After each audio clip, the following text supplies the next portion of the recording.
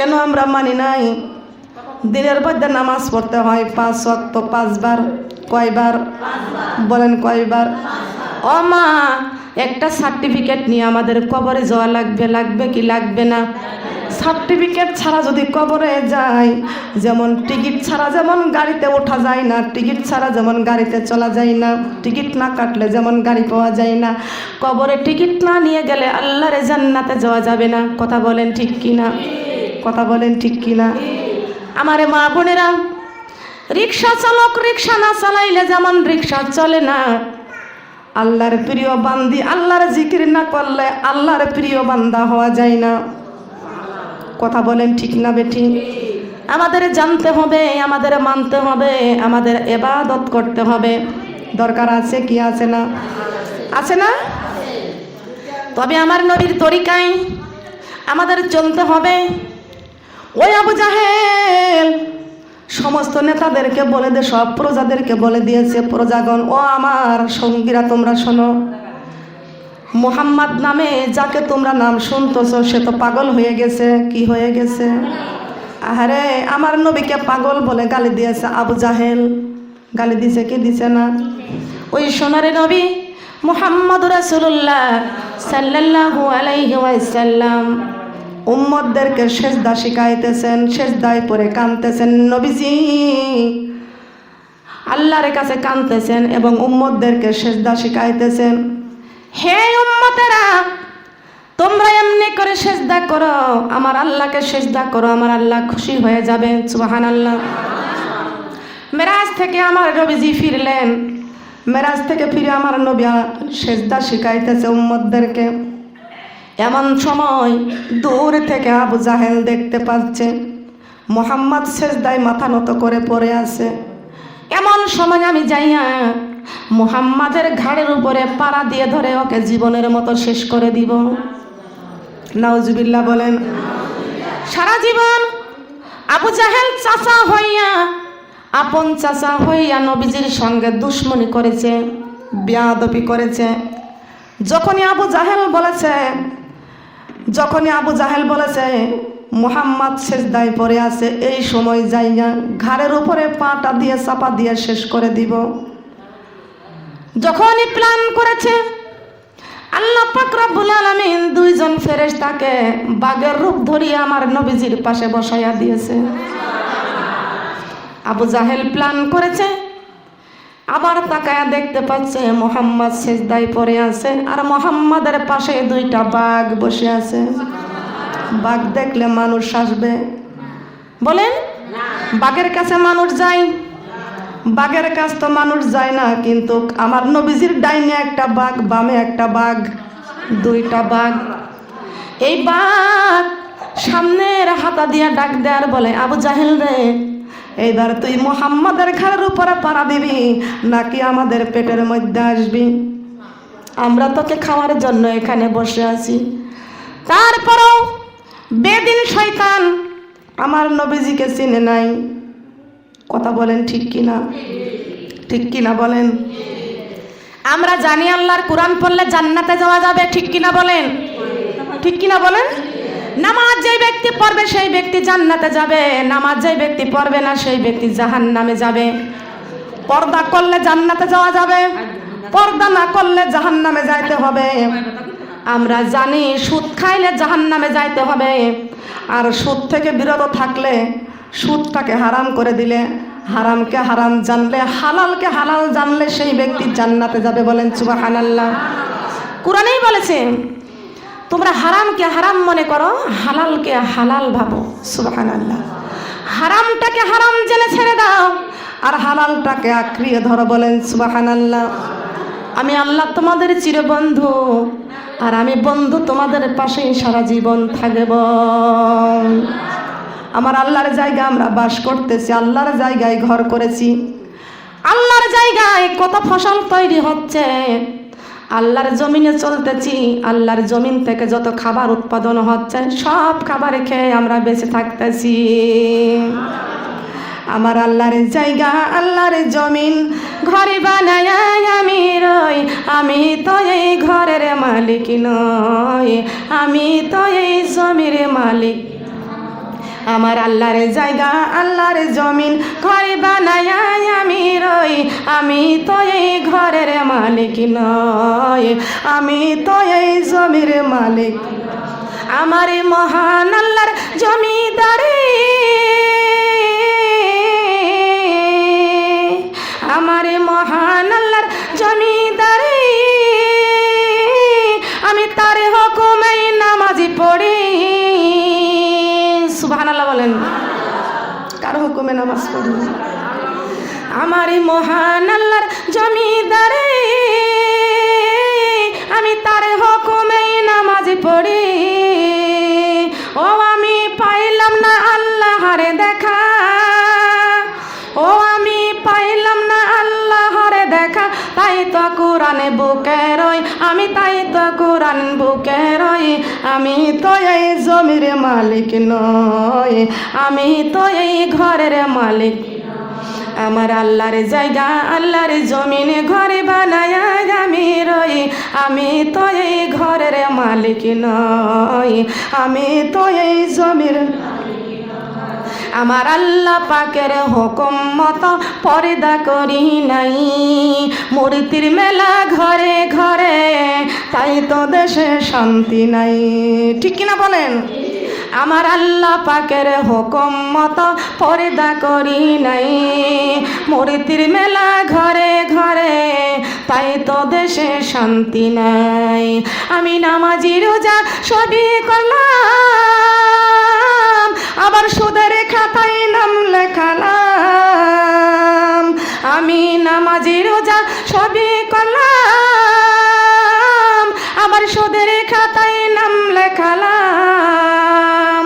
ও আমি পাইলাম না আল্লাহর দেখা, ও আমি পাইলাম না নবীজির দেখা, মনের দুঃখ কারে কই, আমি মনের দুঃখ কারে কই, আমি তো এই ঘরের মালিক নই, আমি তো এই জমির মালিক। আমার আল্লাহর জায়গা আল্লাহর জমিন ঘরে বানায় আমি রই, আমি তো এই ঘরের মালিক নই, আমি তো এই জমির মালিক নয়। কথা বলেন ঠিক কিনা? কার জায়গায় চলতেছি? আল্লাহর জায়গায় চলতেছি। আইন মানব কার? আল্লাহর আইন মানা ছাড়া আল্লাহর জমিনে চলা যাবে না। বলেন যাবে কি?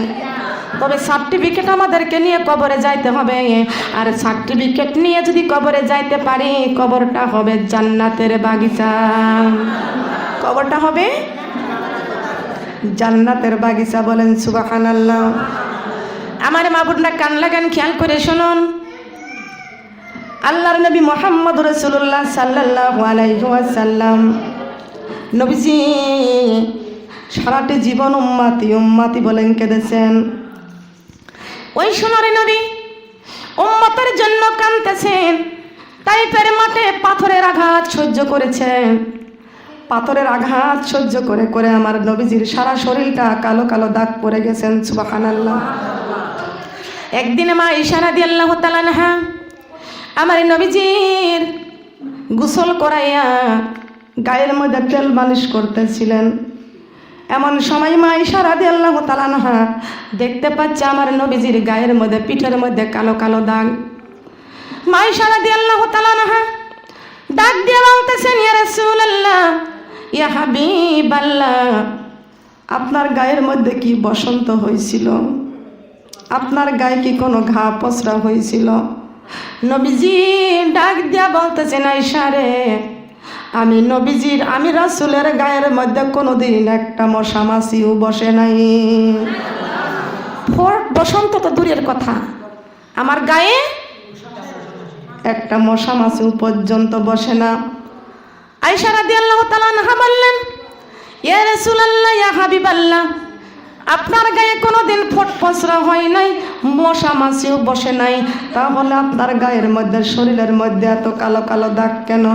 আমার নবীজি কথা শুনতেই চোখের পানি ছেড়ে কাঁদতে শুরু করে দিয়েছেন। মা আয়েশা রাদিয়াল্লাহু তাআলা আনহা ডাক দিয়ে বলতেছি, ইয়া রাসূলুল্লাহ, ইয়া হাবিবাল্লাহ, এই কথা বলতে আপনার চোখে কেন পানি আসলো গো নবীজি? আপনার চোখে পানি দেখলে আমি আয়েশা সহ্য করতে পারি নাই। আল্লাহর নবী ডাক দিয়ে বলতেছেন, আয়েশা রে, এই গায়ের দাগ হলো। বড় আশা করে আমি তায়েফের জমিনে গিয়েছিলাম, বলেন সুবহানাল্লাহ। মাইশা রাদিয়াল্লাহু তাআলা আনহা জিজ্ঞাসা করলেন, ইয়া রাসূলুল্লাহ, ইয়া হাবিবাল্লাহ, আপনার গায়ের মধ্যে কোনোদিন একটা ফুট পসরাও হয় না গো নবীজি, কোনোদিন একটা মশাও বসে নাই, মাছিও বসে নাই, তবে আপনার শরীরের মধ্যে কালো কালো দাগ। আল্লাহর নবী শুনতেই চক্ষু দিয়া পানি ঝরতেছে, বলেন সুবহানাল্লাহ। মাইশা রাদিয়াল্লাহু তাআলা আনহা বললেন, ইয়া রাসূলুল্লাহ, ইয়া হাবিবাল্লাহ, আপনার চোখে পানি দেখে আমি আয়েশার কলেজায় সহ্য নাই না। ওগো আল্লাহর নবী, আপনি কেন কাঁদতেছেন আমার কাছে বলুন। আল্লাহর নবী বলতেছেন, আয়েশা রে, বুক ভরা বড় আশা নিয়ে তায়েফে গিয়েছিলাম রে আয়েশা।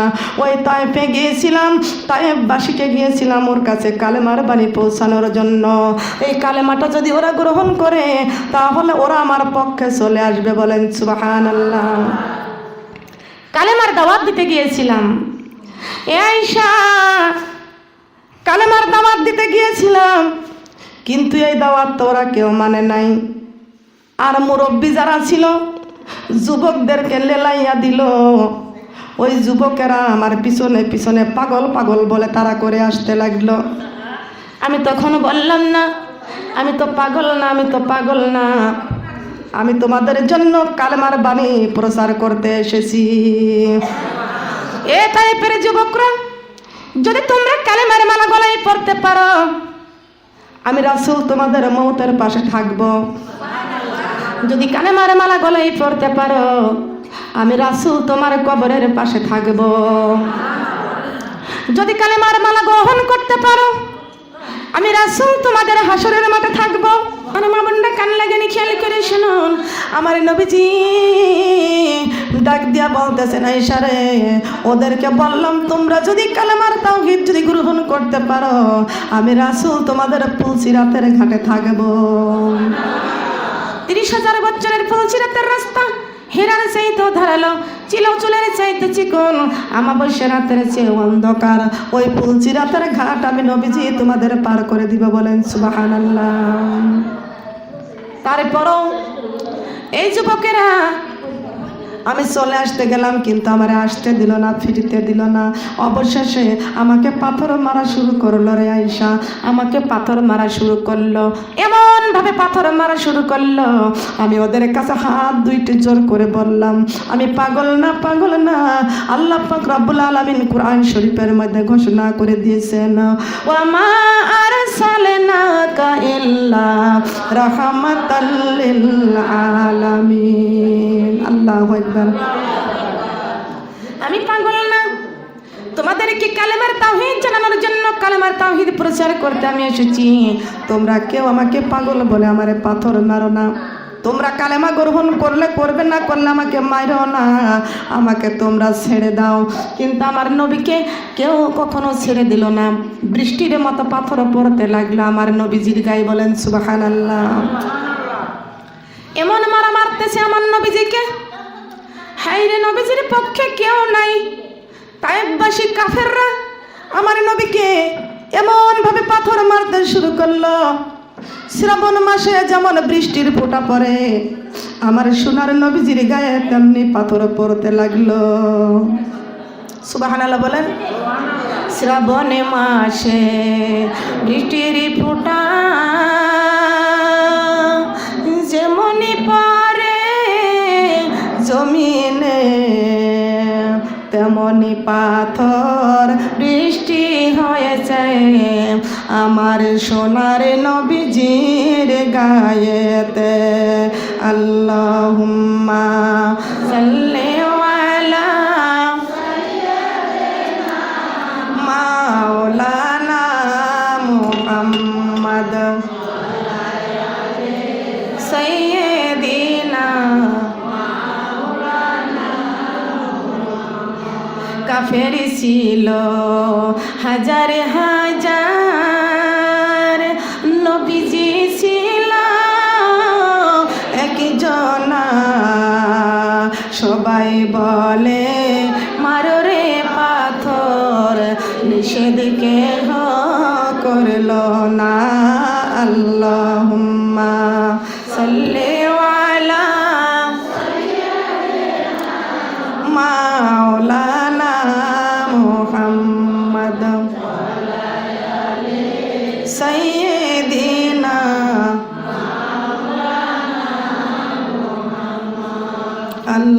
আল্লাহুম্মা সাল্লি আলা মাওলানা মুহাম্মদ সাইয়্যিদিনা। এমন মারা মারিল নবীকে তাই পিপাসে বেদিনে বেহুশ হয়ে পড়িয়া গেলেন আল্লাহর নবী জমিনে। আল্লাহুম্মা সাল্লি আলা মাওলানা মুহাম্মদ সাইয়্যিদিনা হাবিবানা সাল্লাল্লাহু আলা মুহাম্মদ সাল্লাল্লাহু আলাইহি ওয়াসাল্লাম। ওই সোনারে নবীজি আল্লাহর কাছে কাঁদতেছেন, রব্বি হাবলি উম্মতি, রব্বি হাবলি উম্মতি। ও আল্লাহ, আমার উম্মতের উপায় কি, আমার উম্মতের উপায় কি? নবীজি রাত দিন 24 ঘন্টা শুধু উম্মতি উম্মতি বলে কাঁদতেন। বলেন সুবহানাল্লাহ। কার জন্য কাঁদতেন? নবীজি উম্মতের জন্য কাঁদতেন, সারাক্ষণ উম্মতের জন্য কাঁদতেন। ইমাম হুসাইন কারবালার প্রান্তরে শহীদ হয়ে গেলেন, কিন্তু কেমন সময় মা ফাতেমা জোহরা রাদিয়াল্লাহু তাআলা আনহা, ওই যে ইমাম হুসাইন কারবালার প্রান্তরে শহীদ হয়ে গেলেন, কিন্তু মা ফাতেমা আরশের পায়া ধরে আল্লাহর কাছে কাঁদতেছেন। বলেন সুবহানাল্লাহ। কিসের পায়া ধরে? আরশের পায়া ধরে মা ফাতেমা আল্লাহর কাছে কাঁদতেছেন আর বলতেছেন, আল্লাহ, আমার হুসাইন কারবালার প্রান্তরে যে শহীদ হয়ে গেছে, আল্লাহ ও আল্লাহ, আমার বাবা সব সারাক্ষণ কাঁদতেছে উম্মতের জন্য। বলেন সুবহানাল্লাহ। মা বোনেরা গো, কান লাগান, খেয়াল করে শুনুন। ফাতেমা আরশের পায়া ধরে আল্লাহর কাছে কাঁদতেছেন। কার কাছে কাঁদতেছেন? আমার নবীজি সেজদায় পড়ে কাঁদতেছেন, রব্বি হাবলি উম্মতি। এই মুহূর্তে মা ফাতেমা আরশের পায়া ধরে কান্দে আর ডাক দেয়া বলতেছেন, আল্লাহ, আমি আমার হাসাইন হুসাইনের, আমার হুসাইন যে কারবালার প্রান্তরে শহীদ হয়েছে, আমি সেই প্রতিশোধটা নিতে চাই। বলেন সুবহানাল্লাহ। নবীজি উম্মতের জন্য কাঁদতেছেন। নবীজি ফাতেমাকে ডাক দিয়া বলতেছেন, ও মা ফাতেমা, আমার উম্মত গুনাহগার উম্মত, আমার কলিজার টুকরা উম্মত, এই উম্মতের জন্য আমি কাঁদতেছি সারাক্ষণ। আর তুমি হুসাইনের শহীদের প্রতিশোধ চাইতেছ, কেমনে তুমি নিবা? কেমনে নিবা? মা ফাতেমা ডাক দিয়া বলতেছেন, আব্বা জান, আমি এইটাই আমার আল্লাহর কাছে জানতে চাই, আপনি গুনাহগার উম্মতে উম্মতি উম্মতি বলে কাঁদতেছেন, আর আমার হুসাইন কারবালার প্রান্তরে শহীদ হয়ে গেছে। আমি ফাতেমা আজকে আরশের পায়া ধরে কাঁদতেছি এই জন্য, আমার হুসাইন আমার আল্লাহর কাছে আমি বলতে চাই, আল্লাহ, আমার বাবা সারাক্ষণ উম্মতি উম্মতি বলে কাঁদতে কাঁদতে চোখে পানি পড়তে পড়তে চোখের দুইটা সাইড কালো দাগ পড়ে গিয়েছে। বাবা গো, আপনার কান্না আমি আর সহ্য করতে পারি না, আমি এই জন্য আরশের পায়া ধরে কাঁদতেছি। আল্লাহ, আমার হুসাইন কারবালার প্রান্তরে শহীদ হয়ে গেছে, আমার হুসাইন কারবালার প্রান্তরে শহীদ হয়ে গেছে। আমি আজকে আরশের পায়া ধরে কাঁদতেছি এই জন্য, আমার হুসাইনের রক্তের বিনিময়ে আমার বাবার সমস্ত কোটি কোটি উম্মতের গুনাহ মাফ করে দাও। উম্মতি মোহাম্মদি জানো কত দাম, আখেরি নবীর উম্মতে আমরা সবই সে ভাগ্যবান, আখেরি নবীর উম্মতে আমরা। সুবহানাল্লাহ বলেন। আখেরি নবীর উম্মত আমরা সবচেয়ে বড় ভাগ্যবান। ও মা বোনেরা, নবীজি কাঁদতেছেন উম্মতের জন্য। ফাতেমা আরশের পায়ে ধরে কান্দার বলি, আল্লাহ, আমার বাবার উম্মতের গুনাহ তুমি মাফ করে দাও, আমার বাবার কোটি কোটি উম্মত আছে, আর আমার হুসাইনের এই যে কিয়ামতে আমার হুসাইন ওই যে কারবালার প্রান্তরে শহীদ হয়ে গেছে, আমার বাবার উম্মতেরকে আমার হুসাইনের রক্তের বিনিময়ে তুমি মাফ করে দাও। আমি এইটার জন্য আল্লাহর কাছে কাঁদতেছি। সুবহানাল্লাহ বলেন। মা ফাতেমা সারা জগতের সারা পৃথিবীর নারীদের জান্নাতের সরদারিনী, আর ইমাম হাসান হুসাইন পুরুষ যুবকদের জান্নাতের সরদারিনী। বলেন সুবহানাল্লাহ। সোনার মা বোনরা শুন, কান লাগান, খেয়াল করে শুনুন। এই নবীজিকে ভালোবাসার দরকার আছে কি আছে না? বলেন আছে কি আছে না? আমরা নবীজিকে যদি ভালোবাসতে চাই, নবীজি আমার এই 5 ওয়াক্ত নামাজ আমাদের কাছে রেখে গেছেন। আমরা নবীহারা উম্মত, আমার নবীজি আমাদের জন্য কোরআন শরীফ রেখে গেছেন। বলেন সুবহানাল্লাহ। কি রেখে গেছেন? আমরা নবীহারা উম্মত, কিন্তু নবীজি আমাদের কাছে এই ঠিকানা চিঠি লিখে রেখে গেছেন। ঠিক কিনা বলেন? এই ঠিকানাটা যদি আমরা সঠিক মতো ধরে রাখতে পারি, আল্লাহর জান্নাতে যাইতে পারবো। বলেন সুবহানাল্লাহ। কিন্তু আমার মা বোনেরা, এই ঠিকানাটা আমাদের ধরে রাখার দরকার আছে কি আছে না? আছে না? নামাজ আল্লাহ পাক রব্বুল আলামিন 5 ওয়াক্ত দিয়েছেন, আর আমার নবীজি সেই নামাজের সিজদা শিখাইতেছেন। এমন সময় দূর থেকে আবু জাহেল প্ল্যান করেছে নবীজির ঘাড়ের উপরে পাড়া দিয়ে ধরবে। আল্লাহর দুইটা ফেরেশতা বাঘের রূপ ধরে ডান পাশে একটা বাম পাশে একটা বসে আছে। আবু জাহেল তো বাঘ দেখে আর কাছে আসে না, তারপরও ওর জ্ঞান হয় না মুহাম্মাদের পাশে বাঘ আছে, আর বাঘ আমাকে ডাকতেছে। বাঘ আমার মুহাম্মাদের পক্ষে থাকে, আর আমি মুহাম্মাদের উপরে অত্যাচার করি। কপাল পুরা শয়তান। বাঘ থাকে নবীজির পক্ষে। সুবহানাল্লাহ বলেন। গাছে চিনল নবীজিকে, মাছে চিনল নবীজির, উম্মত হয়ে চিনলাম না কো, চিনল বনের হরিণী। আল্লাহুম্মা সাল্লি আলা মাওলানা মুহাম্মাদ সাইয়্যিদিনা। খুঁজি করিয়া আসিল যারা, খুঁজি করিয়া আসিল যারা, মায়ামিনার কুঠিরে, নূর নবীজির নূরের ঝালক লাগিল তাদের চক্ষুতে।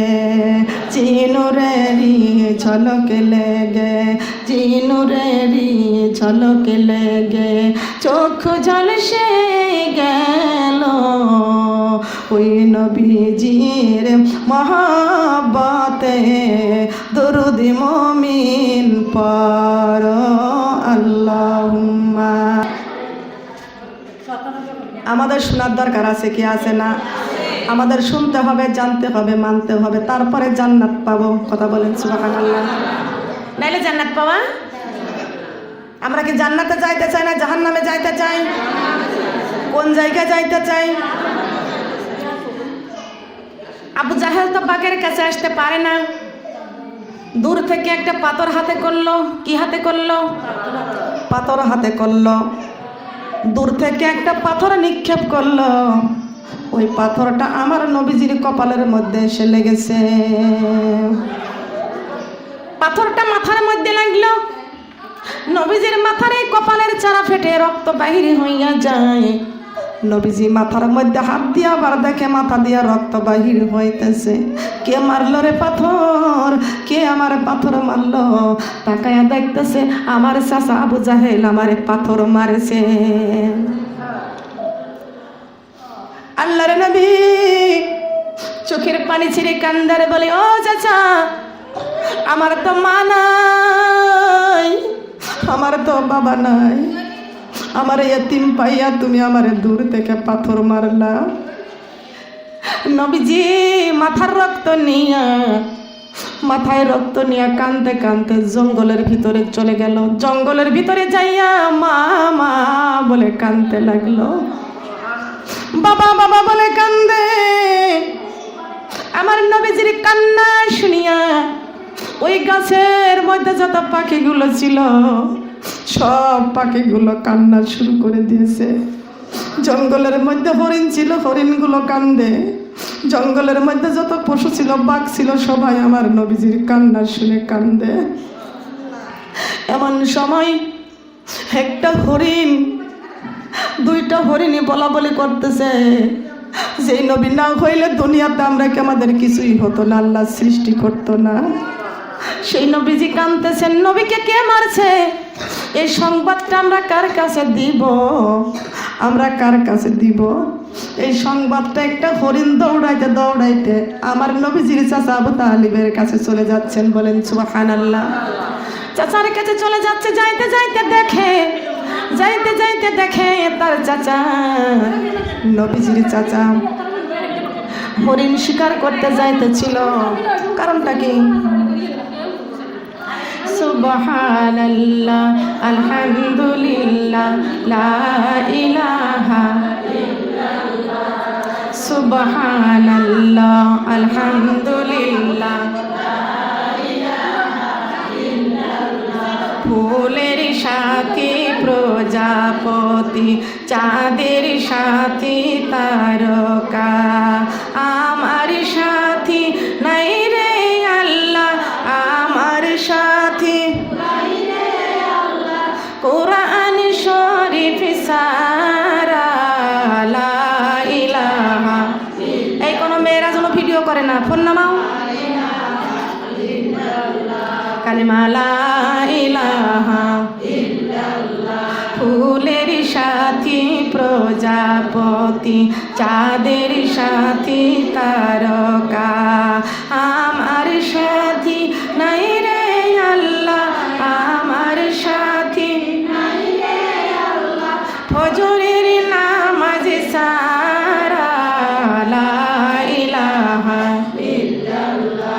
কালিমা লা ইলাহা ইল্লাল্লাহ, লা ইলাহা ইল্লাল্লাহু মুহাম্মাদুর রাসূলুল্লাহ। সবাই বলে সাল্লাল্লাহু আলাইহি ওয়াসাল্লাম। চুপ থাকেন, কথা বলবেন না। হরিণ দৌড়ে যাইতেছে, নবীজি কাঁদতেছে, সংবাদ দেওয়ার জন্য যাইতেছে, কিন্তু নবীজির চাচা হরিণ শিকার করার জন্য জঙ্গলের দিকে আসতেছে। নবীজির চাচা আবু তালিব খুশি হয়ে গেল, আজকে হরিণ শিকার করতে জঙ্গলে যাইতেছি, কিন্তু হরিণ তো সামনেই পেয়ে গেছি। হরিণ সামনে, হরিণটা পেয়ে গেছি। হরিণের গায়ে বন্দুক মারবে, এমন সময় হরিণ আল্লাহর কাছে ডাক দেয়া কয়, আল্লাহ, যেই নবী না হইলে আমরা দুনিয়াতে হইতাম না, ওই আপনার বন্ধু জঙ্গলের মধ্যে কাঁদতেছে, মা নাই বাবা নাই, তার চাচা আবু তালেবের কাছে সংবাদ নিয়ে যাইতেছি। ও মাবুদ, আমার জবানটা খুলে দাও, আমার মরণের আগ দিয়া আমি আমার নবীজির সংবাদটা পৌঁছাইয়া দিই। সঙ্গে সঙ্গে আল্লাহ হরিণের জবান খুলে দিলেন, সঙ্গে সঙ্গে আল্লাহ হরিণের জবানে খুলে দিলেন। হরিণের মুখে কথা শুনিয়া আবু তালিবের হাতের বন্দুকটা পড়ে গেছেন, বলেন সুবহানাল্লাহ। আশ্চর্য কথা, হরিণে কথা বলছে। সামনের পা দুইটা উঠাইয়া ডাক দিয়া বলতেছেন, ও মুহাম্মাদের চাচা, আমি আপনার কাছে সংবাদ জানাই, তারপরে আপনি আমাকে মারেন, স্বীকার করেন। বলে কি? বলে আপনার মুহাম্মদ, আপনার ভাতিজা কে যেন মাথার মধ্যে আঘাত করেছে, আর সেই রক্ত মাখা শরীরটা নিয়া ওই জঙ্গলের মধ্যে মা মা বলে কাঁদতেছেন, বাবা বাবা বলে কাঁদতেছেন, মা মা বলে কাঁদতেছেন, বাবা বাবা বলে কাঁদতেছেন। আল্লাহ পাক রব্বুল আলামিন ডাক দিয়ে বলতেছেন, ও আমার বন্ধু, আপনি উম্মতের নামাজের শিক্ষা দিতে যাইয়া আপনার যে আবু জাহেল মাথার মধ্যে যে পাথরের আঘাত করেছেন গো বন্ধু, আমি আল্লাহ কথা দিলাম, আপনার উম্মতের মধ্যে যারা এই 5 ওয়াক্ত নামাজ যারা পড়বে, আমি আল্লাহ পাক রব্বুল আলামিন তাদের জন্য 10টা পৃথিবীর সমান একটা জান্নাত আমি আল্লাহ রেখে দিয়েছি। এই নামাজের দরকার আছে কি আছে না? বলেন আছে না? এই নামাজ আমাদের পড়তে হবে, এই নামাজ আমাদের পড়তে হবে। ফজর, জোহর, আসর, মাগরিব, এশা 5 ওয়াক্ত নামাজে আল্লাহর সঙ্গে বান্দার প্রেম ভালোবাসা, বলেন সুবহানাল্লাহ। আমার মা বোনেরা, সার্টিফিকেট নিয়ে আমাদের কবরে যাইতে হবে। কোন জায়গায় যাইতে হবে? কোথায় যেতে হবে? আমার মা বোনেরা, নবীজির ছোট্ট নাতি ইমাম হুসাইন খেলা করতেছিল, এমন সময় ওমরের সন্তান আব্দুল্লাহ সেখানে আসলো খেলা করার জন্য। আল্লাহর নবীর হুসাইন ডাক দিয়ে বলতেছেন, আব্দুল্লাহ রে, এসো আমরা একটা প্রতিযোগিতা করি। বলে কি? বলে এসো আমরা দৌড়ের প্রতিযোগিতা করি। ঠিক আছে, এক লাইনে দাঁড়াইতে হবে, প্রতিযোগিতা করি, এক লাইনে দাঁড়াতে হবে। আমি যখন বলবো 1 2 3 তখন দৌড়ে দিতে হবে। এমন সময় ওমরের সন্তান আব্দুল্লাহ দৌড়ে দিবে। ইমাম হুসাইন তো অনুমতি দিই নাই, আগে আগে ওমরের সন্তান আব্দুল্লাহ দৌড়ে দিয়েছেন। বিশ্বনবীর কলেজের টুকরা ইমাম হুসাইন সেইখানে দাঁড়িয়ে আছে। ওমরের ছেলে আব্দুল্লাহ অনেক দূরে দৌড়ে চলে গেছে। আর দেখে হুসাইনের যাওয়ার কোনো শব্দ নাই। দাঁড়াইয়া পিছনের দিকে তাকাইয়া দেখতেছেন হুসাইন সেই জায়গায় দাঁড়িয়ে আছে। ওমর হাঁটতে হাঁটতে ওমরের সন্তান আব্দুল্লাহ চলে আসলো। এসে হুসাইনের কাছে জিজ্ঞাসা করলো, হুসাইন, আমি দৌড় দিয়েছি, তুমি কেন দৌড় দিলে না? ইমাম হুসাইন রাগ হয়ে গেছে, বলে ফেলেছে, ওরে গোলামের বাচ্চা গোলাম, আমার বিনা হুকুমে তুই কেন দৌড় দিতে গেলি? সুবহানাল্লাহ বলবেন না? ওমর হলো প্রেসিডেন্ট। ওমর হচ্ছে প্রেসিডেন্ট, দ্বিতীয় খলিফা। সুবহানাল্লাহ বলেন। এই গ্রামের কোন চেয়ারম্যানের ছেলেকে যদি কেউ গোলামের বাচ্চা গোলাম বলে গালি দেয়, তার বিচার হয় কি হয় না? হবে কি হবে না? বাবার কাছে যা বলবে, ও বাবা, আপনি চেয়ারম্যান আর আপনার সন্তান আমি, কিন্তু ওই অমুক বাড়ির অমুক আমাকে গোলামের বাচ্চা গোলাম বলেছে, আপনাকে বলেছে গোলাম, আর আমি নাকি গোলামের বাচ্চা। এই কথা শুনে ওমর রাদিয়াল্লাহু তাআলা আনহুর সন্তান আব্দুল্লাহ রাগান্বিত হয়ে গেছে। কিন্তু ইমাম হুসাইন আওলাদে রাসূল কিছুই তো বলতে পারে না। মনের মধ্যে রাগ নিয়ে, কষ্ট নিয়ে, হুসাইন আমাকে গোলামের বাচ্চা গোলাম বলেছে, আমার বাবা কার গোলামি করেছে, এক্ষুনি আমার বাবার কাছে বিচার দেব। হুসাইন কয়, যাও তোমার বাবার কাছে বিচার দাও, তোমার বাবা গোলাম আর তুমি গোলামের বাচ্চা। সুবহানাল্লাহ বলেন।